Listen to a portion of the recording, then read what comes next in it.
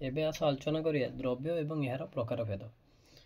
मानव निजर अभाव सबू द्रव्य माध्यम पूरण करिथाए। विभिन्न किस्मर द्रव्य और सेवा उपभोग कले परितृप्ति मिलता है।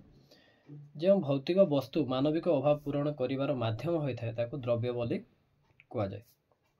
ताले कौन रही द्रव्यर प्रकार भेद। प्रथम आसला मुक्त द्रव्य।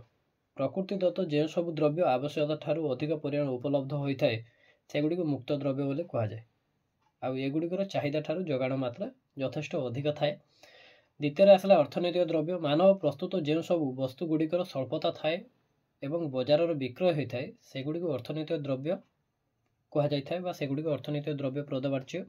तापर आसला भौतिक द्रव्य। जो वस्तुर आकार आकृति अच्छी जहाँ को आम स्पर्श करूँ अर्थात जहाँ को आम देखिपार छुईपार से सब द्रव्य हूँ भौतिक द्रव्य। अभौतिक द्रव्य मानविक अभाव पूरण कर जो सब द्रव्यर निर्दिष्ट आकार आकृति न थाए जहाँ को आम देखिपारूना छुई पारूना से सब द्रव्य हूँ अभौतिक द्रव्य। तापर आउ कि अच्छी तुम खाउटी द्रव्य उत्पादक द्रव्य ये सब रहा तुम द्रव्यर प्रकार भेद मध्य ठीक अच्छे।